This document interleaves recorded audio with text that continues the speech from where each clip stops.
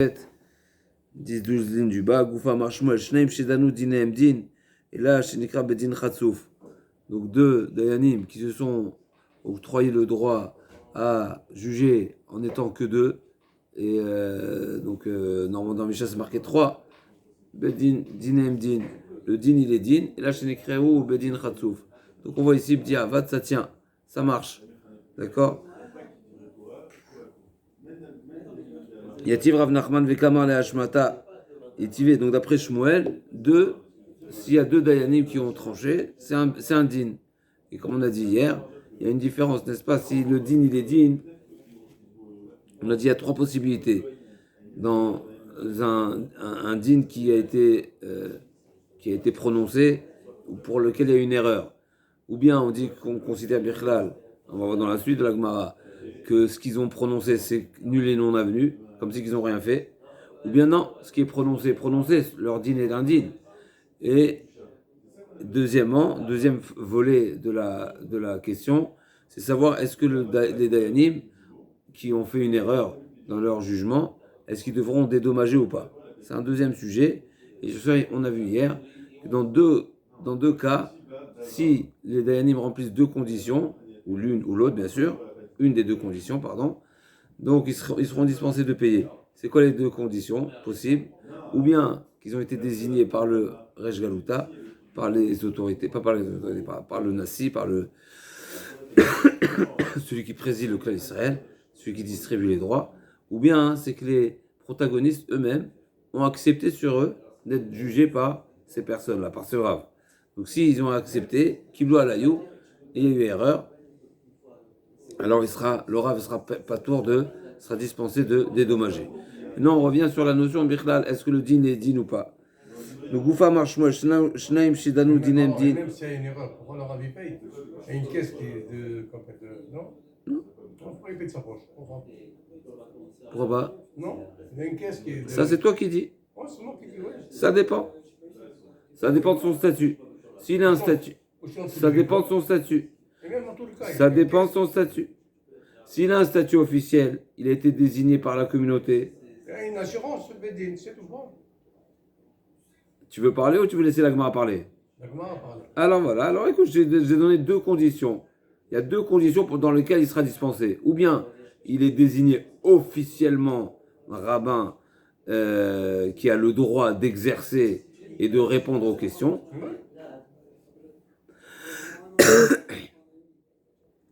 Il y a deux cas. S'il est désigné officiellement, alors il sera dispensé. Sinon, il n'est pas dispensé. D'accord? Deuxième condition dans laquelle il peut être dispensé, même s'il n'a pas été désigné officiellement. Mais c'est les protagonistes qui sont venus chez lui. Ils lui ont demandé un service. Et il a fait erreur, il sera aussi dispensé. Pourquoi? Parce que c'est eux qui ont demandé le service. Quand on demande le service, c'est une manière de dire j'accepte l'erreur aussi. Donc deux conditions possibles. Dans deux conditions possibles, le rabbin sera dispensé. Si ça ne remplit pas une des deux conditions, il devra payer. Donc l'agma demande Yativ Rav Nachman Vekamar le Hashmata Yativé Raval et Rav Nachman. Comment tu peux m'enseigner que Shnaim Shedanu Dinem Din? On a une Misha qui nous dit s'il y avait sur les trois Dayanim, il y a deux Dayanim qui accusent ou deux Dayanim qui acquittent. Et le troisième ne sait pas, il ne se prononce pas. Il ne sait pas, il est Bessafek. Qu'est-ce qu'on fait? Eh bien, on doit rajouter des Dayanim. Il veut savoir de quel côté il est, c'est ça? Ouais, il ne se prononce pas. Il ne sait pas. Pour lui, il n'a pas de. Sa position n'est pas. Qu'on appelle ça? Ambigu. Il est ambigu. Il n'est pas clair. Il n'est pas clair. Donc c'est marqué. Afilu shnei mezakin ou shnei mechavin vechadome an yodea yosifu dayanim. On devra rajouter des dayanim. Pourquoi? Parce que un dayan qui dit je ne sais pas, il n'est pas compté.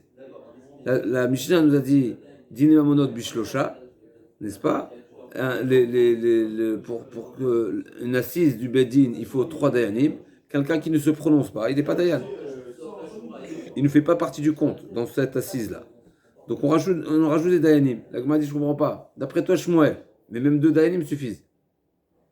Donc si d'après toi, 2 dayanim suffisent, Bedi Avad, et la Shenikro Bedin Khatsouf, mais en tous les cas, leur assise, on ne peut pas dire que c'est pas un bedin, puisque Bdiavad ça marche. Donc pourquoi, quand il y a un des Dayanim qui dit je sais pas, il faut rajouter des Dayanim? T'as qu'à considérer que c'est Bdiavad.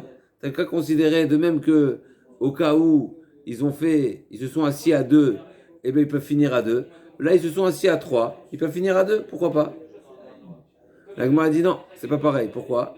Quand on s'est assis à trois, c'est-à-dire qu'on a, à l'origine, notre intention était de trancher à trois. Trancher à trois, c'est avoir trois avis. Différents ou identiques, ça ne change pas, mais trois avis. Quelqu'un qui dit je ne sais pas, c'est qu'il ne se prononce pas, son avis n'est pas pris en compte, et ben c'est comme si il n'est pas là.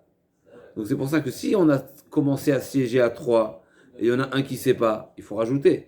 Par contre, si on a commencé à siéger à deux, depuis le départ on s'est dit on se suffit de deux, alors là effectivement d'après Shmuel, Bedi Avad c'est valable. Atam de mikara data de tlata yatve.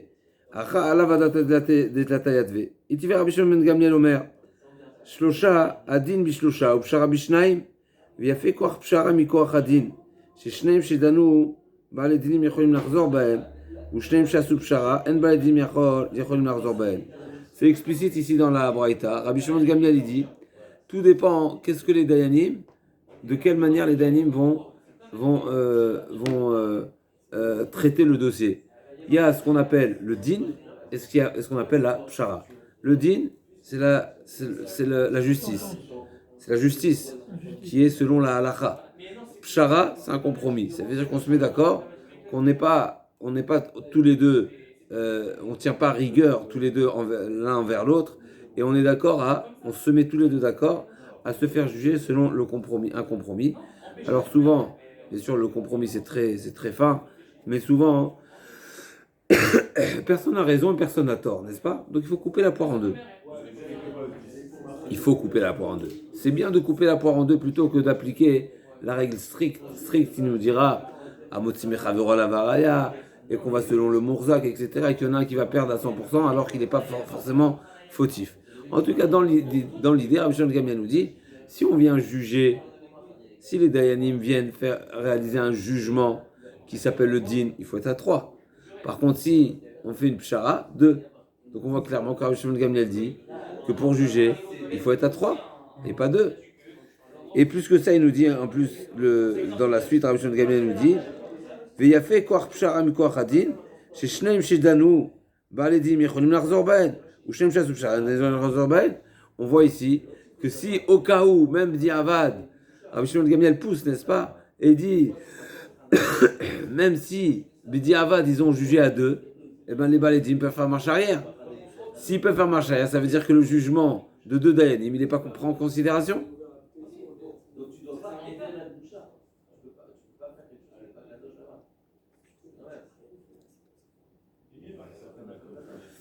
D'accord? Donc ici on a Vechitema Pali Pligé Rabbanan de Rabbi Shimon Gamliel. Donc on a une preuve de Rabbi Shimon Gamliel contre Shmuel. Shmuel nous a dit Shnaim Shedanu Dinem Din. 2 Dayanim qui ont tranché un din, c'est un din. Et là on voit Rabbi Shimon Gamliel nous dit pas du tout. Pour une pshara, oui. Pour un compromis, oui. Mais pour un din, non. Si on se met d'accord pour un compromis, alors 2 Dayanim suffisent. Une fois qu'on s'est mis, les protagonistes se sont mis d'accord, ils sont mis d'accord. Même 2 Dayanim suffisent. Mais si on a demandé d'être jugé selon la loi stricte, eh ben il faut 3. Ah, peut-être tu vas me dire que ça c'est la position de Rabbi Shimon Gamliel et Rabbanan sont en désaccord. Et donc ça voudrait dire qu'il y a une marloquette entre Rabbi Shimon Gamliel et Rabbanan. Est-ce que 2 Dayanim suffisent ou pas? Vechitema palik Rabbanan de Rabbi Shimon Gamliel vama Rabbi Abaou shnaim shedanu les divrei akol endine endin. L'agma dit Gavra Karamit. L'agma dit, elle ramène au nom de Rabbi Avaou. Rabbi Avaou c'est un Mora qui dit que tout le monde est d'accord. Shnaim les koulé alma shnaim shedanu endine endin. Donc après Rabbi Avaou nous dit qu'il n'y a pas de discussion entre Rabbi Shimon Gamliel et Rabbanan. Ce que Rabbi Shimon Gamliel a dit explicitement qu'il faut 3 Dayanim et 2 ne sont pas valables, Rabbanan ne sont pas en désaccord avec Rabbi Shimon Gamliel. Et donc c'est une question sur Shmuel qui dit quoi? Que 2 Dayanim suffisent. Donc on m'a dit je comprends pas. à partir de qui tu m'objectes? À partir de Rabbi Avaou. Rabbi Avaou c'est Amora. Shmuel n'est pas d'accord avec Rabbi Avaou. Shmuel dira qu'effectivement, Rabbi Shimon ben Gamliel et Rabbanan sont en désaccord. Et donc effectivement, tout ce qui est marqué dans la Braïta au nom de Rabbi Shimon ben Gamliel, qui est un Tana bien sûr, qui dit qu'il faut 3 et 3 à tout prix, 2 c'est nul, ça c'est seulement la position de Rabbi Shimon ben Gamliel. Mais Rabbanan pense que 2 c'est valable aussi. Comme Shmuel. Comme ça, Shmuel répondra. Shmuel dira, t'as pas d'objection contre moi, parce que toi tu m'objectes à partir de Rabbi Shimon ben Gamliel, mais moi je suppose que Rabbanan soit en désaccord avec Rabbi Shimon ben Gamliel. Goufa, Amar Rabbi Avoudou, qu'est-ce qu'on retiendra? On a d'un côté Shmuel qui nous a dit Shnaim Shedanu Dinaim Din, et là chez Nikreo Bedin Khatsouf, c'est un Bedin qui est arrogant. Et Rabbi Avaou qui dit, d'après tout le monde, 2 Dayanim, c'est 0. Juste pour la parenthèse, Tosot nous dit dans le Tosot Amoudbet, c'est marqué, pourquoi Shmuel il a parlé de 2? Est-ce que c'est 2, spécialement 2 ou même 1? Tosot nous dit même 1. Quand Shmuel il a dit Shnaim, Shedanu, Dinem Din, et la Shenikro Bedin Khatsouf, c'est nous dire même 2, les Khatrila non. Mais Bdi Avad, même 1 c'est valable.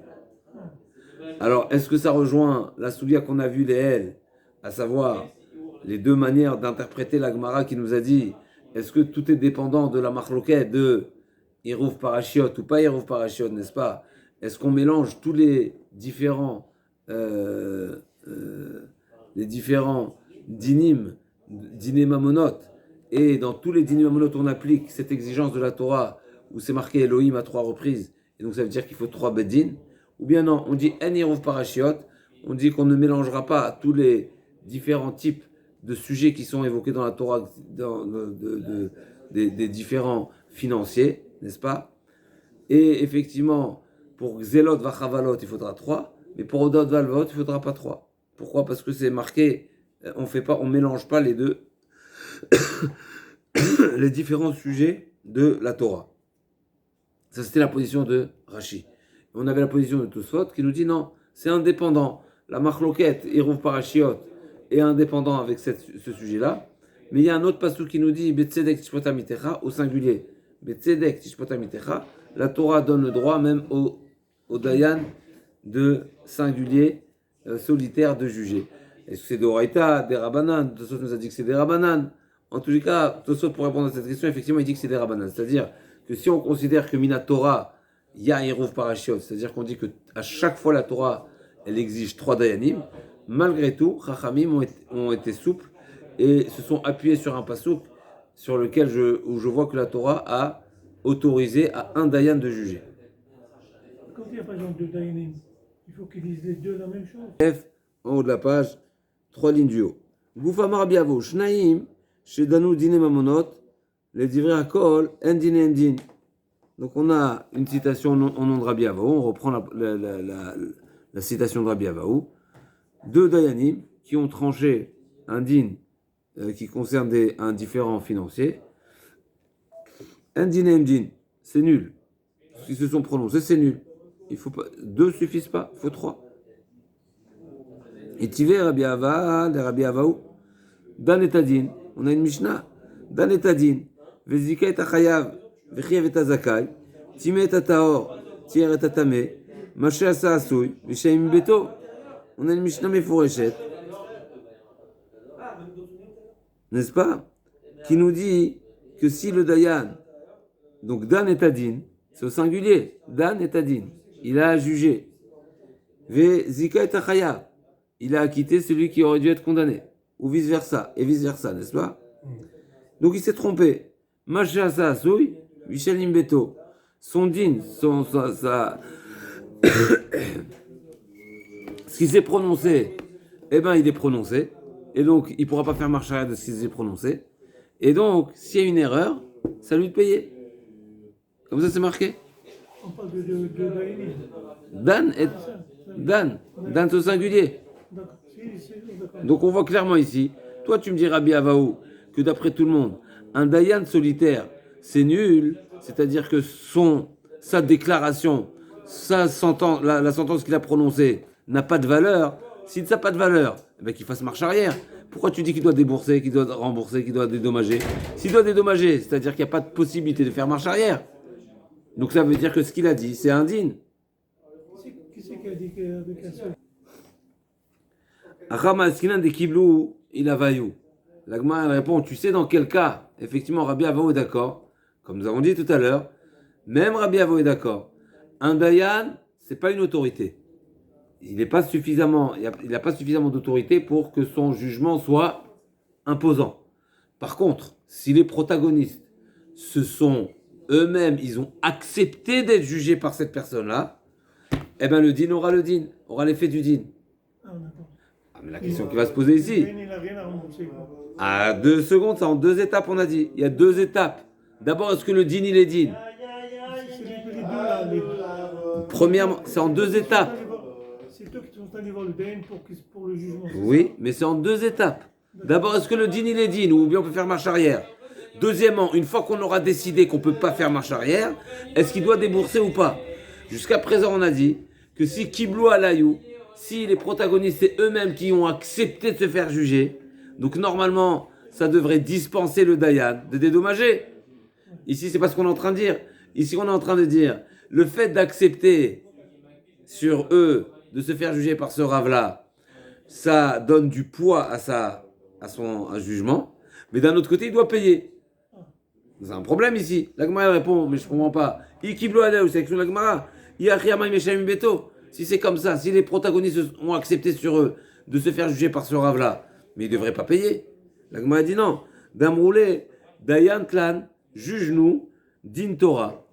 Ils ont accepté de se faire juger. Donc ils ont accepté si on veut l'autorité, mais ils n'ont pas accepté l'erreur. Donc c'est possible aussi. Donc jusqu'à présent, on avait vu où tu acceptes, ou tu n'acceptes pas. Si tu acceptes, tu le dispenses, et si tu ne l'acceptes pas, alors effectivement, ce n'est pas un jugement. La Gemara dit non, il est possible d'accepter le jugement, mais de ne pas accepter l'erreur. Et donc dans ce cas-là, le Dayan, c'est comme si que le Dayan était lui-même était d'accord de payer au cas où il fait erreur. Ils ont fait cette commission en préalable, non? Bien sûr, préalable. D'accord. Amar le Rav Safra le Rabbi Abba, d'État Abemai. Là, on arrive dans le vif du sujet, qui est une très grande sugia, très très fine. D'État Abemai. Quel type d'erreur il a fait le Rav? Comme nous avons dit, nous l'apportons souvent, il y a 2 grandes catégories d'erreurs. Ou une erreur qui est explicite, ou une erreur qui est dépendante qu'on appelle ça, du jugement du Rav. C'est-à-dire, tout ce qui est explicite dans le Shulchan Aruch, etc., dans la Mishnah, dans la Gemara, dans le Shulchan Aruch, dans les Poskim, ça s'appelle que c'est explicite. Donc l'erreur n'est pas erreur. Ça veut dire quoi l'erreur n'est pas erreur? Ce que le Rav s'est prononcé n'a pas de poids, il ne peut pas faire de poids contre quelque chose qui est explicite. D'accord? Puisque c'est explicite l'inverse. Donc c'est une erreur de frappe. C'est une erreur de frappe dans la tête, n'est-ce pas? Donc ce qui s'est prononcé n'a pas plus de poids que ce qui est explicite. Donc ce qu'il a dit, c'est comme si il n'avait rien dit. Mais si son erreur, c'est un type d'erreur qui est dépendant d'une appréciation personnelle, c'est-à-dire que le cas qui lui a été présenté, il n'existe pas dans les textes. D'accord? C'est un cas composé, particulier. Et lui, le Rav, est arrivé à une décision et à une conclusion personnelle qui, en réalité, au final, lui-même, ou pas, reconnaît son erreur. D'accord? C'est ce qu'on appelle une erreur beshikuladat. C'est quelque chose qui dépend de l'évaluation personnelle de la personne. D'accord? Donc là, comme a dit, Amar le Rav Safra, de quel type d'erreur on parle? Amar le Rav Safra de Rabbi Abba, d'Eta Bemai, il m'a dit Bidvar Mishnah, si l'erreur qui a été commise par le Rav, c'est une erreur de quelque chose qui est explicite dans les textes. Vamar Rav Shechet Amar Rabbi Amita Bidvar Mishnah Choser, bien sûr, il fait marche arrière. Et là, d'Eta Bishikuladat, il a fait une erreur qui est dépendante d'une évaluation et d'une conclusion, on va dire, qui lui est personnelle. Echida Mishikuladat, c'est quoi l'exemple? Qu'est-ce qui pourrait être considéré une erreur de Shikuladat? C'est quoi la question? Parce que si c'est un Shikuladat, ça veut dire que c'est une évaluation personnelle. Si je suis amené à prendre une décision de moi-même, Ça veut dire que c'est pas explicite dans les textes et que je vais utiliser les textes pour moi-même juger est-ce que ce cas-là précis ressemble à celui-ci ou ressemble pas à celui-ci. Est-ce que la conclusion là, halakha, elle est comme cet avis ou pas comme cet avis. Donc c'est une conclusion personnelle. Dans ce cas-là, ce qui s'est prononcé, c'est indigne. La Gemara demande, donne-moi des exemples de shikul hadat. Il a été shikul hadat, echidem shikul hadat, amar pas kigon tre tanaim et tre amoré, dépliqué adade velo itmar l'echeta lokemar velo kemar. C'est quoi l'exemple de shikul hadat? La Gemara dit, par exemple, il y a une sugia, il y a un sujet, il y a un domaine qui est discuté dans la Gemara. Deux amoraïm, n'est-ce pas? Et la Gemara n'a pas donné de conclusion, n'a pas tranché comme qui des deux rabbanim la halakha est à retenir. Seulement, donc si c'est pas tranché, a priori le rav il est libre de trancher à droite ou à gauche. En tous les cas, on ne pourra pas dire qu'il a fait une erreur parce qu'il n'a pas été contre des textes, il n'a pas été contre une conclusion de la Gemara ou autre. Donc c'était pas tranché explicitement. Seulement, il y avait un sous-entendu que la Gemara a donné plus de valeur à un des deux avis. Ce qu'on appelle Stama de Talmuda. D'accord? Des Sugian de Alma Aliba de Minayu. Par contre, la Gemara, elle a opté d'une manière simple, sans exprimer d'une manière explicite que la halakha elle est comme l'un, mais la Gemara a opté pour un avis. D'accord? Elle a choisi un avis sans trancher. C'est comme ça la halakha, mais elle a choisi. C'est-à-dire qu'elle a donné préséance, elle a donné elle a choisi un chemin d'une manière comme si c'est une manière simple et évidente. Eh ben, c'est considéré comme si que la Gemara en réalité, elle s'est prononcée. C'est pas explicite, mais ça s'appelle qu'elle a préposition exactement. Et donc normalement le Rav aurait dû trancher la halakha comme cette position de la Gemara. Ça s'appelle pas une erreur explicite parce que la Gemara n'a pas tranché explicitement, mais c'est suffisamment considérable pour dire que le Rav finalement ce qu'il a tranché à l'opposé de cet avis-là, ça s'appelle une erreur. Et donc il paiera. La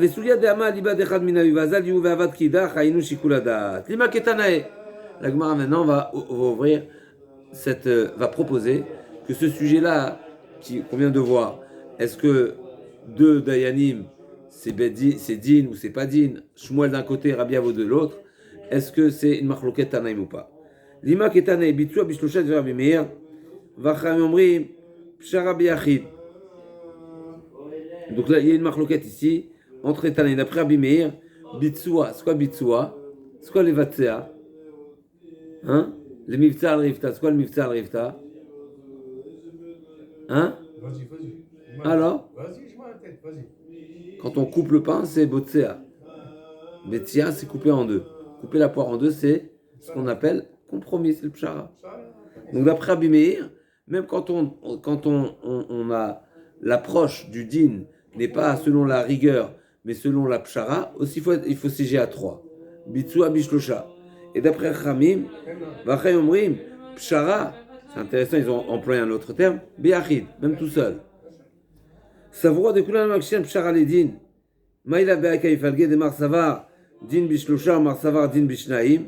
Donc la Gemara a supposé que le fond de la machloket entre Rabbi Meir et Chachamim, est-ce que la pshara doit être composée avec 3 dayanim ou bien non, je peux faire avec un? En réalité, c'est quoi leur point de discussion? C'est est-ce que je compare la pshara au din? De même que le din, il faut 3, d'après Rabbi Meir, et ben la pshara aussi, il faut également 3. Et Rabbanan qui disent que la pshara, donc le compromis, on se suffit à être 1, c'est parce qu'ils pensent que même le din, il peut être tout seul. Donc la Gemara a supposé qu'a priori, la machloket qu'on a trouvée entre Rabbi Meir et Chachamim au sujet de la pshara, c'est une conséquence d'une machloket sous-entendue, qui n'est pas explicite, mais qui est sous-entendue, qui est la machloket à combien il faut être pour trancher un din. Et donc la Gemara veut proposer qu'a priori la machloket entre Shmuel et Rabbi Avo, c'est une machloket de Tanaïm. La Gemara dit non, pas du tout. La Gemara dit non, c'est pas ça le point de discussion. Tout le monde est d'accord que le din, il faut être 3. Et la machloket est, est-ce que je compare le din à la pshara ou pas? D'après Rabbi Meir, de même que le din 3, la pshara 3. D'après Rabbanan, non, le din 3, mais la pshara 1. ואחבר הקיים פלגין מרסה מקשים פשרה לדין מרסה ואול מקשים פשרה לדין לימה תלתה תנאי בפשרה. La Gemara dit peut-être qu'il y a 3 avis au sujet de la pshara. On a vu un premier avis qui est Rabbi Meir qui nous dit 3. On a Rabbanan qui nous dit 1. Et on a vu les Rabbi Shimon ben Gamliel qui nous a dit 2. Donc combien il faut être pour répondre à un din sous la forme de la pshara, du compromis? 1, 2 ou 3? 3 avis. 3 avis. On a Rabbi Meir, Rabbanan et Rabbi Shimon ben Gamliel. Demar savar bishusha, marsa bishne, marsa biyachid, amar avacha bered ravika, vitima rav yemar bashalmeya, manda martre afilouchad. Ça nous rappelle ce que nous a dit Tosfot. Non, en réalité, Rabbi Shimon ben Gamliel qui a dit 2, même 1 suffit. Ah, alors pourquoi 2? Pourquoi il a demandé 2? Pourquoi Rabbi Shimon ben Gamliel a dit que la pshara à 2, c'est irréversible, ce qui me laisse sous-entendre qu'en réalité, à 1, c'est oui irréversible. Il m'a dit non, en réalité, 3, c'est même. Rabbi Shimon ben Gamliel qui dit 2, c'est même 1. 1, c'est valable aussi. Alors pourquoi on a conseillé de faire avec 2? C'est seulement un conseil. Pourquoi? C'est seulement une manière, c'est pour qu'il y ait au moins que ces 2 dayanim fassent office de témoins. Puisque quand les protagonistes acceptent sur eux le compromis, il faut qu'il y ait des témoins. Voilà, il faut qu'il y ait des témoins qui pourront l'accuser ou qui pourront le poursuivre en justice, parce que eux c'est pas la justice. On a dit 2 dayanim, c'est pas une justice, c'est des témoins. Donc de manière à pouvoir le poursuivre en justice, pour qu'il y ait 2 témoins. L'agma dit ama qui est ama mina shara enatzra kinyan. J'en déduis ici que si tu es en train de me dire que la raison pour laquelle il faut 2 dayanim, c'est pour qu'il y ait des témoins, j'en déduis que préalablement, ils n'ont pas fait un kinyan. C'est-à-dire, est-ce que les protagonistes s'engagent avec un kinyan de mettre en application ce que les chachamim, ce que les bedin, les 2 dayanim vont leur dire de faire? Il y a eu kinyan ou pas? Il y a eu engagement ou pas? N'est-ce pas? Aujourd'hui, quand ça existe cette notion-là, on signe une, je ne sais pas si on appelle ça une décharge ou une lettre d'engagement, comme quoi on est tous les 2 d'accord d'appliquer à la lettre ce que les rabbanim vont nous dire de faire. Si c'est un compromis, d'accord? Donc il faut faire ce kinyan ou pas? La Gemara, Ravashi veut proposer qu'a priori, il en sortirait qu'il ne faut pas kinyan. Et c'est pour ça qu'il faut 2 dayanim, comme ça qu'ils sont des témoins. Les mains de Amar,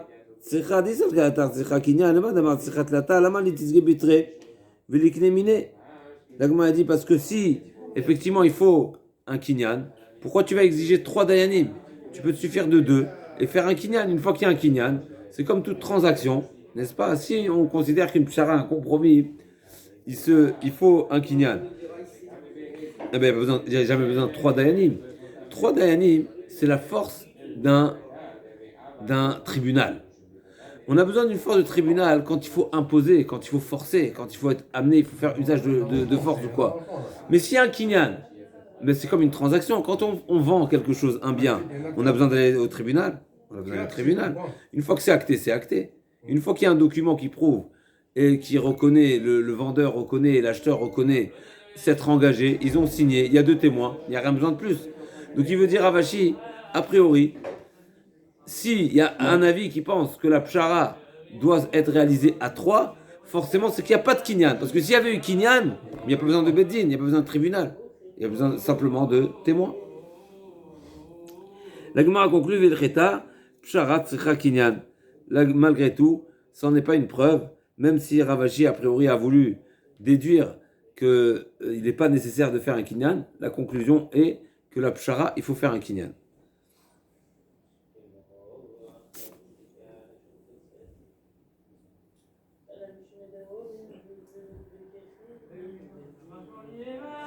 On peut mettre un grand Tosfot ici qui traite de quelle manière on fait le kinyan. Est-ce que c'est un kinyan qui est avant la pshara, après la pshara, comment il est formulé? Est-ce que mechilat tzricha kinyan? Donc il y a une conséquence de ce sujet-là. Est-ce quelqu'un qui cède un droit, est-ce qu'il doit faire kinyan ou pas? Ça, c'est un grand sujet. Est-ce que mechilat tzricha kinyan? Donc tout ça, il s'allonge à ce sujet-là, puisque si normalement tout ça fait une comparaison, c'est justement ce qu'il veut mettre en lumière. Quand on se met d'accord à la pshara, au compromis, c'est qu'en réalité, chacun des protagonistes est d'accord de renoncer à son droit, à son 100% droit.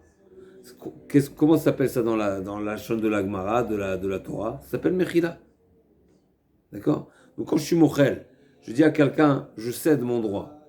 Est-ce qu'il y a besoin d'un kinyan pour valider et donner un poids à cette déclaration de la Mechila ou pas? Tosfot va amener une preuve d'ici, a priori. Si on est en train de nous dire que la pshara, il faut faire un kinyan, ça voudrait dire, a priori, que dans toute Mechila, toute personne qui renonce à son droit aussi doit faire kinyan. Est-ce que c'est forcément contradictoire ou pas? Alors, Mehmet Tosfot, il est marré pour expliquer que c'est pas forcément contradictoire. Et ici, on va dire que la Mechila, elle n'est pas encore explicite, elle n'est pas encore claire. Parce qu'on ne sait pas quelle va être la position des Dayanim. Les Dayanim ne sont pas encore prononcés. Si on est avant que les Dayanim se prononcent, donc je renonce à mon droit, mais pas d'une manière claire, puisque je ne connais pas exactement la position du Rav finalement. Je ne sais pas s'il va donner à raison à 80%, à 60%, à 40%. Combien je vais renoncer de mes droits? Je ne sais pas. Une mechila classique, n'est-ce pas? C'est quoi une mechila classique? Ça nous rappelle une Gemara dans Baba Batra qu'on avait vu il y a quelques mois, n'est-ce pas? C'est la femme, plutôt le mari, qui renonce à son droit d'héritage des biens de sa femme, n'est-ce pas? Par exemple, la femme il est fiancé avec une femme et il sait que la femme pourrait avoir un héritage qui lui viendrait de sa famille, et on sait que le mari, il a un droit sur les biens que la femme va posséder. Qu'est-ce qu'il va faire avec ses biens, le mari? Le capital va appartenir à la femme et lui, il aura l'usufruit. Maintenant, il peut renoncer à ce droit-là, n'est-ce pas? En disant, l'héritage que tu prends, ce que tu hériteras de ta famille, je renonce à ce droit et j'aurai pas de droit d'exploitation sur ces biens-là. Ce qu'on appelle Matana il peut renoncer avant qu'il ne soit propriétaire, n'est-ce pas? Ce qu'on appelle une forme de mechila. Il n'y a pas besoin de kinyan pour ça. Pourquoi? Parce que je sais de quoi je parle. C'est-à-dire, je sais qu'il y a un droit qui revient à la femme et je renonce à ce droit. Là, on ne sait pas exactement quelle va être la position des rachamim, n'est-ce pas? Donc, même si je dis je suis d'accord au compromis, mais je ne sais pas si le compromis va me plaire à la fin. Il y a quelque part une surprise. Donc, ce n'est pas forcément exactement lié. Encore une fois, tout il est marich là-bas, mais ce qui est certain, c'est que ce qu'on retient, c'est que pshara, c'est kinyan. Pour que l'engagement du compromis soit un engagement, il faut réaliser un kinyan. Et d'un autre côté, on peut penser que mechila en tsecha kinyan. D'accord? Quelqu'un qui renonce à quelque chose, à un droit, il n'a pas besoin forcément de faire un kinyan pour que la mechila soit mechila. C'est pas paradoxal. Tano Rabanan, Keshem Sheadin Bishlosha, Kar Bitsua Bishlosha. Donc là, il y a une braïta qui a priori va dans le sens de Rabbi Meir, comme on vient de voir, où il nous dit de même que le din, il est tranché avec 3 dayanim, le bitsua, la pshara aussi, elle est tranchée avec 3 dayanim. Nigmar adin, yatarasha ilivtsua. Une fois que les dayanim se sont déjà prononcés et ont prononcé la halakha stricte, on ne peut pas faire marche arrière et demander un compromis. Une fois que chez Nigmar adin, yatarasha ilivtsua.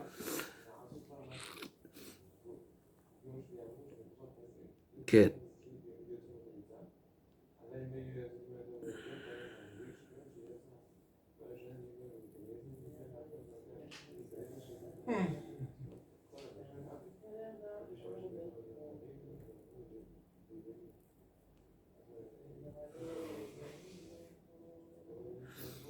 Alors, Tosot, il nous dit un chidouche que tout ce qu'on dit que une fois que la justice s'est prononcée, en tout cas c'est prononcé, ouais, en tout cas on voit déjà où l'orientation du jugement vers où ça tend. Alors on ne peut plus demander un compromis parce que finalement c'est celui qui a l'impression de perdre qui va demander le compromis. Ah oui. D'accord? Donc c'est déjà plus du jeu. Mais on peut se poser la question, et s'il est d'accord l'autre, pourquoi pas? Ok. En tout cas, ce que Tosoti nous dit ici, c'est seulement dans le cas où ne s'impose pas sur les protagonistes une chouvra. Mais si le din impose une chouvra, eh bien là on peut faire marche arrière. Pourquoi? Parce que on a le droit de renoncer à se faire juger selon le jugement strict et pour éviter la choua, pour éviter de jurer. Pourquoi? Parce que on sait très bien que de jurer, c'est quelque chose de très sévère, quelque chose de très chamour, et donc ils ont tout le jour le droit de renoncer au jugement strict si c'est pour être épargné de jurer. Ça c'est la position de Tosfot. Sarmash ben Kash Siman, Rabbi Ezer ben Osher Biossi Agli Omer. Assour Livtsoa, on va ouvrir une parenthèse ici. Bichlal, on a parlé du compromis à 2, à 3, tout seul, n'est-ce pas? Jusqu'à quand on a le droit de proposer le compromis?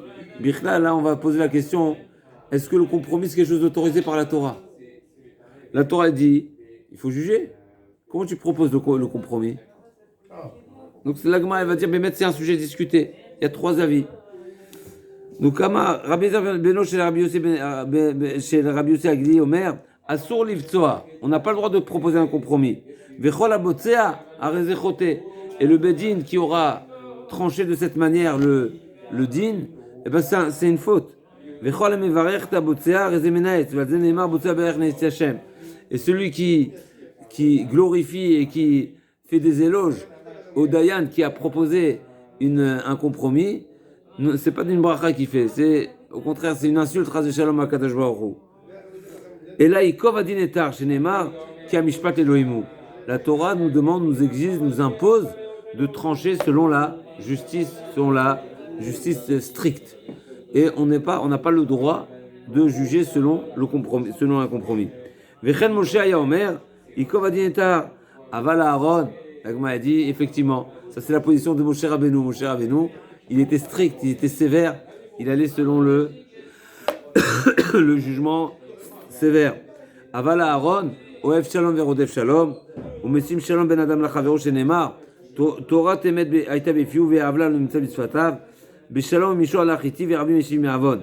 Donc effectivement, c'est intéressant, c'est que la Gemara elle a l'air de nous amener une preuve à partir de Moshe Rabbeinu qu'on n'a pas le droit de faire un compromis, mais la Gemara nous dit qu'Aaron Akon il faisait oui. Le compromis, n'est-ce pas? Donc qu'est-ce qui se passe ici? Il n'y a pas le cas ici que c'est pas le compromis dans le modèle de comprendre un petit peu. Tosfot nous dit, Aaron Akon il avait le droit de faire. Tu sais pourquoi? Parce que lui il n'était pas Dayan. Ça veut dire quoi que on n'a pas le droit de faire un compromis? C'est-à-dire si tu te présentes à la justice doit répondre la justice. Si tu te présentes chez Aaron Cohen qui ne représente pas la justice, mais lui représente autre chose, lui représente le shalom, c'était qui le Dayan? C'était Moshe Rabbeinu. Moshe Rabbeinu, il n'a pas le droit de faire un compromis. Si tu te présentes chez Aaron Cohen, tu as le droit. Donc tu choisis ton camp. C'est pas qu'on n'a pas le droit de faire un compromis. Bien sûr qu'on a le droit au compromis. Le Dayan, il n'a pas le droit. C'est le juge qui peut pas. Le devoir du juge, c'est de juger la justice stricte. Mais effectivement, Aaron Cohen, qui n'était pas juge, comme ça il nous dit Tosfot, pour lui c'était autorisé. D'accord? Donc on a une précision ici. La beauté de la chose est chacun sa casquette. Tu as la casquette du Dayan, tu dois répondre à ce que la Torah te demande de répondre. La Torah demande de répondre au Dayan, juge avec rigueur. Tu ne peux pas aller à côté, à droite, à gauche. Maintenant, les protagonistes ne sont pas forcés de se présenter à Moshe Rabbeinu. Ils peuvent se présenter à Aaron Cohen. Ah, directement alors? Pas directement. Ils peuvent ne pas aller à la justice. Ils peuvent aller chez Aaron à Cohen, qui est un, qu'on appelle ça, un bureau de, Conciliateur. voilà, chez un conciliateur, chez un, qu'on appelle ça, Conciliateur, médiateur. médiateur, Razak Obao, en médiation. Médiation. Donc ça c'est le premier avis. Rabbi Eliezer Omer, chez Gazal, Sea, Shel Chitim, Vitachana Vafa. Deuxième explication sur ce pasouk, c'est quoi Botzea Be'er Nietz Hashem? À quoi le pasouk fait allusion? On parle du voleur. Le voleur qui a volé du blé. Il en a fait du pain. Il a fait une belle bracha sur le pain. Baruch Ata Hashem. Le bon Dieu lui dit, j'en ai rien à faire. Ta bracha, c'est pas une bracha. C'est une klala ce que tu es en train de faire. Rien du tout. Chez Gazal, Sea, Shel Chitim, Vitachana Vafa. Donc même s'il a... Qu'est-ce qu'il a fait de ce blé-là? Il a moulu. Donc il a vraiment modifié, il a transformé. Qu'est-ce qu'on a appris dans Baba Kama? Celui qui a transformé l'objet, n'est-ce pas? L'objet qui a été volé, s'il est transformé, qu'est-ce qui se passe? On n'a pas le devoir de le restituer. Pourquoi c'est marqué? Sans parler de changement de valeur. Mais en tous les cas, le voleur, la Torah n'impose pas le voleur à restituer l'objet volé qui a été modifié.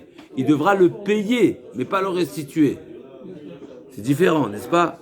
Donc une fois qu'il y a une transformation du bien qui a été volé à l'origine, le voleur, il devient propriétaire du bien. Il doit le payer, mais c'est à lui le bien. D'accord? Parce qu'il est modifié. C'est marqué dans la Torah, Ve'eshi vetagezela shel gazal. Tu restitueras le vol volé. Là, c'est pas le vol volé. Celui qui a volé des grains de blé, aujourd'hui, on a fait un beignet, il n'a pas volé de beignet. Donc le beignet lui appartient. Malgré tout, la valeur, la valeur. Le bois. Effectivement. Comme c'est la Gemara al-Braïtaine, Rabbi Eliezer nous dit, Reshi Gazal Sea Shel Chitim. Donc il a volé du blé. Vetachana, et il a moulu. Ve'afa, et il a pâtissé. Ve'ifrish mina chala. En plus de ça, il est un bon juif. Il a même prélevé la chala. Ketzad mevarech, en zem mevarech la menet. Valze nemar, botzea be'ech neetz Hashem. Rabbi Meir Omer, lo nemar botzea la keneged Yehuda, shenemar. Vayomer Yehuda el Echav, ma betza kinarog. Parachat de la semaine. C'est Yehuda qui a dit, ma betza, qu'est-ce qu'on va gagner? N'est-ce pas? Botzea kesef.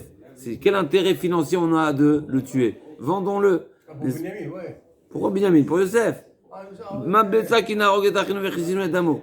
Qu'est-ce qu'on gagne de tuer notre frère? Et en plus, on devra recouvrir son sang. Vendons-le.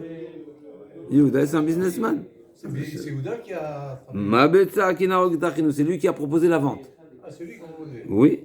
Vechol mevarech et Yehuda rezemenaet. La Gemara nous dit, celui qui fait des éloges à Yehuda, il fait erreur complètement. Ouais. Pourquoi?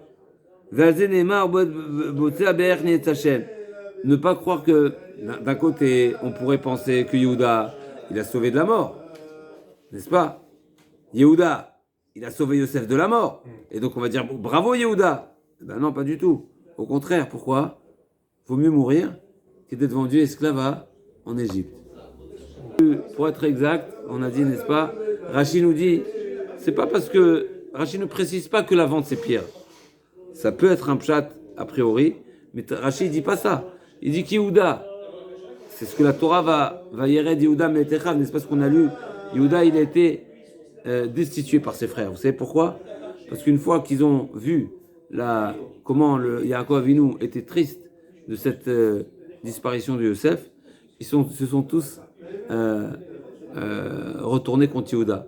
Ils ont dit à Yehuda, quand tu nous as dit de le vendre, on t'a écouté, n'est-ce pas? Au lieu de nous dire de le vendre, il fallait nous dire de le ramener à notre père. Ouais, c'est ça. Ah, ouais. Donc en réalité, c'est pour ça. Donc c'est pas la problématique de la vente elle-même qui est une accusation sur Yehuda, mais c'est le fait que Yehuda, il aurait été écouté par ses frères, et s'il aurait été écouté par ses frères, c'est ce qu'il aurait dû faire. Donc on reproche à Yehuda de ne pas avoir fait mieux. Mais on voit bien que Yehuda, Ah, il se lève, ce que je dis. Ou c'est moi qui se lève. Tosfot nous dit, on voit qu'il y a un passage qui dit Barech Hashem, pardon, c'est marqué Veliuda, Miterev Beni Alita. Hein? Miterev Beni Alita, on voit qu'a priori, Yaakov Avinu, ah oui Beni Yaakov, ah oui Beni Yehuda, Miterev Beni Alita. C'est grâce à toi que mon fils n'a pas été tué. Donc oui, Yaakov Avinu fait une bracha à Yehuda et oui, lui reconnaît, a priori, de l'avoir vendu et de l'avoir sauvé de la mort. Il nous dit Tosfot que ce pasouk-là, en réalité, c'est pas une reconnaissance sur la vente, mais c'est une reconnaissance sur la reconnaissance de Yehuda d'avoir reconnu qu'il était le père de Peretz et de Zarach avec Tamar. Comme ça, il dit tout ça, même si le Pshuto Shel Mikra, Al-Maaseh de Tamar Shipro Katuv, Kedem Mitargiminan, Alodita Vela Baiteta. Comme ça, le Miterev Beni Alita, ça fait allusion à la reconnaissance de Yaakov Avinu sur le bon comportement de Yehuda, n'est pas sur le fait d'avoir vendu et donc d'avoir épargné Yosef de la mort, mais c'est à Kerna, Chazakoumou, Efemot.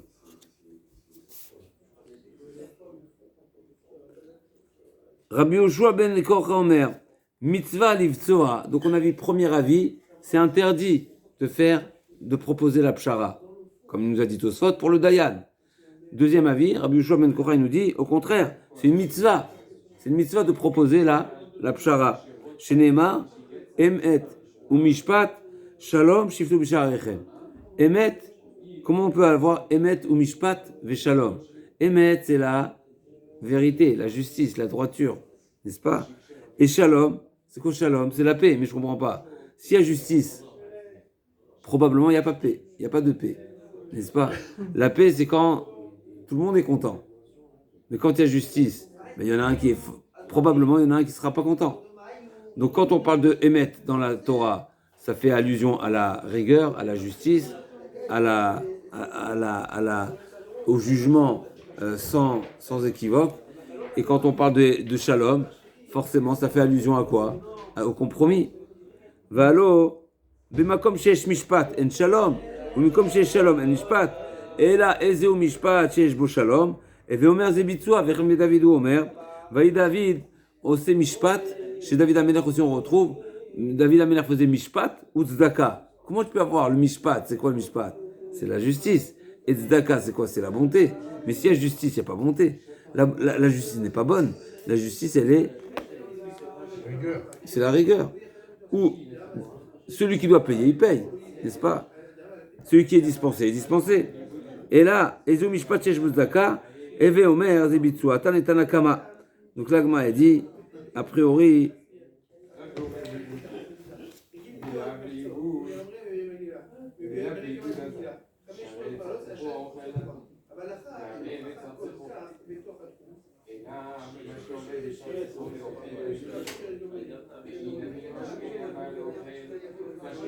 d'après Tanakama, l'Agma a dit, comment Tanakama, donc comment Rabbi Eliezer Beno Rabbi Yossi Aglili va nous dire, va interpréter ce pasouk-là. Donc ceux qui pensent que Asur Livtsoa, ceux qui pensent qu'on n'a pas le droit de proposer de compromis, comment il va interpréter ce pasouk-là avec David Ameler? Ou Tzedaka Atan les Tanakama. Quand il y a la tzedaka, il n'y a pas de mishpat, tout simplement. Bah oui. Bah c'est marqué tzedaka mishpat, faisait les deux. Comment ça marche les deux? Alors l'Agma il explique. On aurait pu dire des fois comme ça, des fois comme ça. Alors l'Agma dit comme ça. Dan et adin, ziket azakai vechiev et achayav, verashin trev ani mamon, veshilemlo mitor beto. Zé mishpat ou tzedaka, mishpat la zé ou tzedaka la zé. L'Agma dit, vous savez ce qu'il faisait David Ameler quand il y avait deux personnes qui se présentaient à lui et il appliquait le din comme il faut, mais des fois c'était un pauvre qui devait payer. Il disait au pauvre paye, et ensuite David Ameler venait lui rembourser et payer de sa poche ce qu'il a perdu au jugement. Ça c'est mishpat et tzedaka, les deux à la fois. Les deux à la fois, ça veut dire quoi? Mishpat comme il se doit et la tzedaka de sa poche. Mishpat lazé sherzir lo mamon, tzedaka lazé sheshilem lo mitor beto. Vechem David Omer, vei David ose mishpat tzedaka lechol amo, mishpat lazé sherzir lo et mamono, tzedaka lazé shilem lo mitor beto. Kashal el Rabbi hay lechol amo, l'aniim ivele. L'Agma dit, je comprends pas ce pasouk, puisque c'est marqué que David Ameler faisait à tout son peuple, il faisait le mishpat et la tzedaka. Mais là on est en train de dire, on vient de répondre que c'est seulement dans le cas où l'accusé, il était pauvre, que David Ameller remboursait. L'accusé était pauvre, je sais que le cadeau de Zdaka. Rébi dans une autre interprétation passo. Mitor, afalpi shelo shile mitor beto, zemishpat ou Zdaka. Même avant que David Ameller ne paye à ce pauvre, aux pauvres, aux nécessités ou pas, c'est pas ça le sens du passo. Mais ça s'appelle aussi Zdaka. Pourquoi? Mishpat la Zdaka lazé, Mishpat lazé, cher zéro le mamono, ou Zdaka lazé, je t'exilem tachatiado. La Gemara a dit, tu sais, c'est pourquoi David, on considère que David Ameller, sur David Ameller, c'est marqué qu'en faisant la justice, il faisait aussi de la bonté. Eh bien, il fait la justice en ayant fait, en obligeant aux condamnés et aux chayav de payer à ce qu'il doit payer. Et le fait d'avoir payé, donc premièrement, celui qui a récupéré les sous, eh ben, il est content. Et deuxièmement, celui qui a payé, eh ben, il a été épargné d'un vol. Donc c'est de la tzedaka, c'est de la bonté. Rabbi Shimon ben Yossé Omer, Shneim shebou lefanecha ladin, deuxième grande ligne dans la Gemara, Davav Amud Bet, ligne moyenne, pardon. Shneim shebou lefanecha ladin. Achilo tishma dishvrehem, avant qu'ils commencent à ouvrir la parole, à ouvrir la bouche, avant de présenter leurs différents. Oh, Michel Tishma dishvrehem ve'ata yoda lechan dinote, ata rachel mar tseu bitzou. Avant que les Dayan aient un aperçu, donc ils n'ont pas encore parlé, les protagonistes, ou bien, même s'ils ont commencé à parler, mais on ne voit pas clair encore vers où s'attend, qui est-ce qui a tort ou qui est-ce qui a raison, le Dayan peut proposer à faire une pshara. Pourquoi? C'est pas encore aller à l'encontre de la Torah et de tromper, on va dire, celui qui est censé être acquitté. Michel Tishma dit vrai. Michel Tishma dit vrai. Par contre, une fois que toi, le Dayan, tu as déjà un aperçu, tu as une idée, tu t'es fait ton idée, même si tu n'as pas encore tranché, mais tu as ton idée, tu ne peux pas leur proposer de faire un compromis. C'est pas juste, c'est pas exact. C'est pas droit. Chez Neymar, Poter Maïm Reshit Madon. C'est-à-dire, où Velifne Idgala arrive Netosh. Kodem, chez Nidgala arrive, Atayachol Lentosho. Avant que Nidgala, c'est qu'il a été, qui s'est dévoilé, qui a, n'est-ce pas, c'est comme du pu qui est sorti, qui a été. C'est un mot en araméen, ça, une gaya, parce qu'il y a rien à la fin. Alors, Netosh, tu peux abandonner. Netosh, c'est abandonner. Donc, tu peux abandonner le devoir de la justice avant que ce soit explicite, avant que ce soit clairement avant que s'impose à toi le devoir de trancher la justice, tu peux te sauver. C'est-à-dire proposer autre chose, proposer le compromis. Mais dès le moment où ça s'est déjà présenté à toi et tu as déjà un aperçu, tu as déjà une idée comment la justice est censée se conclure, tu ne peux plus leur proposer un compromis. Michel Idgala arrive, Iata Yachol les Nocho. C'est pas se désister quand je suis Dayan, je dis voilà, on va faire un petit pshara, on va faire un pshara avant que j'ai tous les tenants dans la mission. Voilà. C'est pas je me défile de mon. Voilà, Chazak. Donc avant on a le droit, après tu n'as plus le droit. Chazak. Rishlaki Shamar, Shneim Sheba Uladin, Echadrar Echad Kaché, on passe complètement à d'autres halachot maintenant. À des halachot voilà, qui parlent de manière générale comment le Dayan va aborder et doit avoir l'approche qu'il doit avoir envers les protagonistes. Si tu vois qu'il y en a un qui est rach, qui est mou, qui est rach, il est mou, et l'autre qui est caché. Voilà. Achelo tishma divrehem, ou mishetim levetay yatachol yoda leyachal adinote, atarache lomar lahem en ani niskak lachem. Donc ici le Dayan, tant qu'il n'a pas entendu les protagonistes, mais il voit qu'en face de lui, il a une personnalité avec laquelle il aura du mal à mettre en application la justice. D'accord? Il a une personne qui est douce. Il a juste regardé regarde, il n'a pas rentré dans le. Voilà. Il connaît pas encore l'histoire, mais il voit la personne. Par le visage, il déchiffre. D'être ça. Il voit la personne. Et il sait qu'il aura du mal à mettre en application avec ces personnes-là. Il sait que ça risque de partir dans tous les sens. Il peut le dire, allez-y voir quelqu'un qui est plus costaud que moi. N'est-ce pas? Donc il peut refuser de. Voilà. Aval. Shema nitrev achazak vimtsa chazak rodfo. Par exemple, s'il les a questionnés, il ne peut pas faire marche arrière. On n'a dit pas seulement questionner, mais c'est-à-dire qu'il a déjà un aperçu où la justice est censée amener. Donc tant qu'il n'a pas avancé le procédé, il peut leur dire je me retire. Donc il a juste un coup d'œil, quoi. Oui, mais une fois que c'est entamé, c'est trop tard. Pourquoi? Tu n'as pas le droit de renoncer à la justice. Et mais effectivement, tant que tu n'as pas commencé, tu n'es pas obligé de te mettre en danger et d'avoir en face de toi un mafieux qui risquerait de te faire du tort. N'est-ce pas? Shema nitrev chazak vimtsa chazak rodfo mishet shma divrehem. Une fois que tu as déjà entendu, ve'ata yodea alecha nadinote, tu as déjà un aperçu, tu sais où qu'est-ce qui a raison, qu'est-ce qui a tort. Iata yachol omar lahem eni nizkak lachem shenemar lo taguru mipnei ish. Une fois que ça impose sur toi le devoir de trancher, alors tu as l'interdiction de craindre quiconque. Rabbi Yoshua ben Kocha Omer, Minayin et Talmid, encore une halakha, Minayin et Talmid Sheyoshev Fnei Rabo.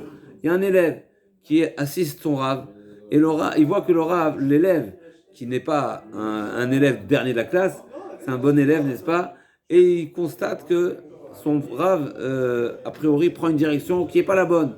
Et donc il prend une direction du jugement avec laquelle l'élève n'est pas d'accord. Maintenant, il n'est pas d'accord. Qui tu es pour ne pas être d'accord? Alors, tu as le droit de... Un élève, Il peut poser une question. Il peut demander à son Rav, est-ce que c'est pas comme ça? C'est comme ça que tu nous as enseigné. Est-ce que tu es sûr, etc. Pas est-ce que tu es sûr, c'est pas Kavod, mais en tout cas, il peut lui dire, il peut lui rapporter des enseignements qui vont le ramener à la raison selon sa vision des choses. Et il voit qu'il y a de quoi défendre le pauvre et d'accuser le riche. Minaïn, chez l'Oishtok, l'élève ne doit pas se taire s'il y a une défense pour le pauvre, même si ça va coûter, n'est-ce pas, à accuser le riche. Et en général, on évite de se mettre à dos les riches. Khazak. Chez Neymar, l'Otagoro, là aussi, l'élève, il aura l'interdiction de se taire. Il devra réagir. Rabbi Chanin Omer, l'otachnis de Varecha ipnei ish, ve'yodim, yodim et mihem me'edim. Donc l'otachnis de Varecha ne retient pas tes propos à cause de quiconque, à cause d'un homme. Ve'yodim yodim, et les témoins doivent savoir. Et mihem me'edim, qui est-ce qu'ils accusent? Ve'yodayanim yodim et mihem danim, et les dayanim aussi doivent savoir qu'est-ce qu'ils jugent. Et devant qui ils se tiennent, les juges, n'est-ce pas? Elohim Nisav Ba'adat El, Akjbachu se tient Ba'adat El quand il y a une réunion de Dayanim. V'chen Mishafat Omer, Ve'omer la Shoftim, Re'u Ma'atem Osim, Kilo Ladam Tishpetu, Kil Hashem. Sachez que quand vous jugez pas devant. Vous n'êtes pas seulement en train de juger des êtres humains, mais le jugement appartient à Hachem. Shema Yomar Dayan, si c'est comme ça, alors le juge va se dire c'est tellement compliqué, c'est tellement une responsabilité, eh ben je vais renoncer à ce métier. Mali Betzar Azetam Glomar, Imachem Badavar, Imachem Midvar Mishpat, Eno la Dayan et la Machénavrot. On ne va pas demander au Dayan plus que ce que finalement le Dayan, ça reste un être humain. Ce que Akjbachu lui a, bien sûr, on doit s'investir dans le din, mais au final, ce qu'il a pu voir, il a pu voir. S'il n'a pas pu voir, eh ben, il sera pas condamné pour l'erreur qu'il aura commise, si bien sûr c'est une erreur.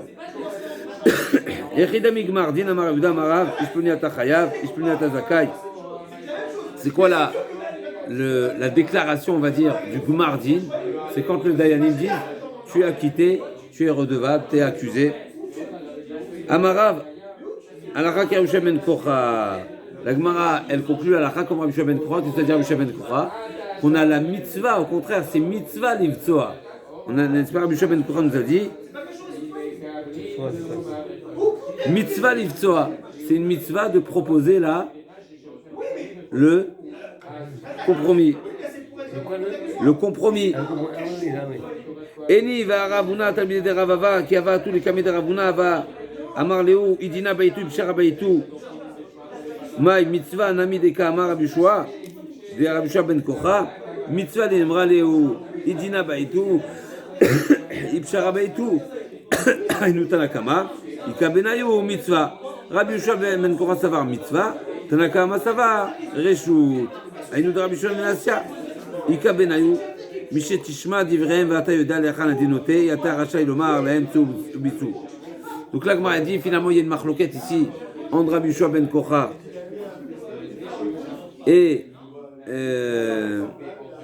Tanakama. Est-ce que c'est Reshut? Est-ce qu'on a le droit de proposer le compromis ou bien non? C'est une mitzvah, c'est recommandé, c'est une mitzvah de proposer le compromis. Donc là, Gmara dit d'un côté, donc Rav Yuda dit au nom de Rav que la halakha est comme Rabbi Yoshua ben Kocha, et d'un autre côté, on voit que Rav a dit est-ce que qui proposait ou l'un ou l'autre, donc on a l'impression qu'il proposait aussi bien la pshara que le din. Là, Gmara dit effectivement, il y a deux avis et à ce sujet-là. Est-ce que la halakha est comme Rabbi Yoshua ben Kocha et donc c'est une mitzvah ou bien non, c'est reshut?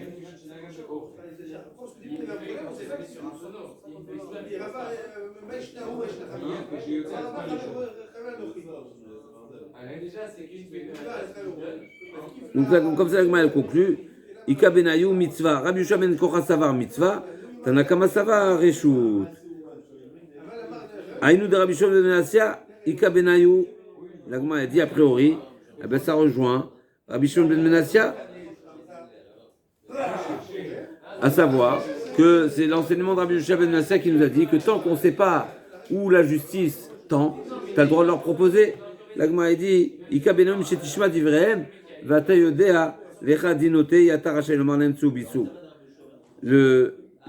différence qu'il y a entre les deux avis, c'est une fois que tu as déjà entendu et tu as déjà un aperçu, tu as déjà une visibilité, alors là, tu n'as pas le droit de leur proposer de faire une pshara, un compromis. Et Tanakama, il pense à ce sujet-là, que tant qu'il n'y a pas eu de gmardin, c'est ça le chidouche, tant qu'il n'y a pas de gmardin, tant que ça n'a pas été tranché, eh ben on peut leur proposer une pshara, un compromis, donc il y a deux avis. Ou pliga de Rabbi Tanchuma Chanina d'Amar Rabbi Tanchuma Chanina, l'onema mikrazé la keneged maaseh hegel shenemar vayara Aaron. Donc il y a une troisième explication, ou quatrième explication, c'est quoi le pasouk? Sur le pasouk,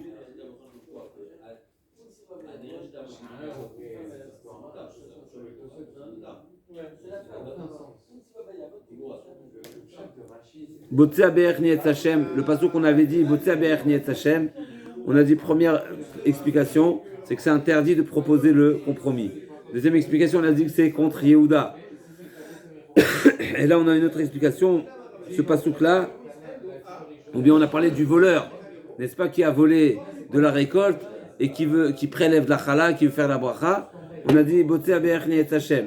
Là, on a une autre explication. N'krasé la keneged maaseh hegel shenemar vayara Aaron vayiven mizbeach lefanav. Mara. Pourquoi Aaron? Qu'est-ce que Aaron a vu qui l'a amené à faire le Hegel? Qu'est-ce qu'il a vu? L'Agma a dit Amar Rabbi Binyamin bar Yefet Amar Rabbi Elazar Achur chez Zavuach Lefanav. Qu'est-ce qui s'est passé? Les Bnei Israël ont déjà tué Chour. C'est qui Chour? C'est le neveu de Aaron, c'est le fils de Myriam, n'est-ce pas? Amar Ilo Shamana Leo Ashta Avduli Kide Avdu Becho. Si je n'écoute pas la demande des Bnei Israël de réaliser une Avodah Zara, un Hegel en tout cas, ils risqueraient de me tuer. Et qu'est-ce qui va se passer s'ils vont me tuer? Et donc, se réalisera, les Bnei Israël seront condamnés, parce que si les Bnei Israël vont tuer et un Kohen qui est également Navi, eh bien, il n'y aura pas de kapara, il n'y a pas de mechila, il n'y a pas de takana, il n'y a pas de solution, il n'y a pas de réparation possible. Velo ilem takana leolam. Moutav, Aaron Akon a dit, Moutav de Avdou le Hegel, Efshar Velo takana bitshuva. Il est préférable de leur réaliser le Hegel, et peut-être que ça va, on va accepter la tshuva. Vanetanae, c'est ça ce que Alzenema, n'est-ce pas? C'est sur ça que c'est ce passou qui est dit. Donc si on peut... Donc Aaron, il est. Ouais, il est navi. on ne pourra jamais faire autre chose. Poter Madon. Poter Maïm Reshit Madon Maïdar Shebe. On a dit tout à l'heure que l'Ifnei Shit Gala arrive. Avant que ça se présente à toi, tu as le droit de proposer la pshara. On a dit que Tanakama propose la pshara même après que ça s'est présenté à toi. Tant qu'il n'y a pas le Gmardin. Kedera Vamnuna Damar Avnuna Entrila Dino chez la dame Nidon. Et là, le divrei Torah. C'est quoi la première des questions qu'on va poser à l'homme après 120 ans? On va lui poser la question. Poter Maïm Reshit Madon. On va lui poser, la première question qu'on va lui poser, c'est Kavata Itim la Torah. Est-ce que tu as fixé des heures d'études? Chez Neymar, Poter Maïm Reshit Madon. Donc Poter Maïm, En Maïm et la Torah, n'est-ce pas? Donc on va être Poter Bemaïm. Bemaïm, c'est-à-dire qu'on va commencer, n'est-ce pas, par la Maïm. Reshit Madon, c'est le début du din de l'homme. Amar Avuna Itigra Damia Letinora de Bitka de Maya. Kevan de Ravar Ravar. L'Agma a dit, on arrive tout de suite sur cette question-là, sur ce sujet, mais juste avant ça, on finit juste l'Agmara. Donc Amar Avuna Itigra, cette dispute, Damia Letinora de Bitka de Maya, ça ressemble à une ouverture où sort l'eau, n'est-ce pas? Au début, Bitka de Maya, les Tinora de Bitka de Maya, c'est comme le conduit, c'est comme le tuyau où sort l'eau. D'accord? Donc au début, une fois que quand ça commence la dispute, n'est-ce pas, quand il n'y a pas beaucoup d'eau, le tuyau, l'évacuation aussi, elle est étroite, elle est maigre. Kevan de Ravar, et une fois que ça, voilà, ça prend de la place. Abaye Kisha Amar, Dame les Gouda de Gamla, Kevan de Kamkam, Abaye considère, a fait une autre comparaison. Ça ressemble à comment on appelle ça, au pont qui est sur le fleuve, n'est-ce pas? Tant que le pont il est neuf, ça peut bouger et ça peut tenir. Mais une fois qu'il est déjà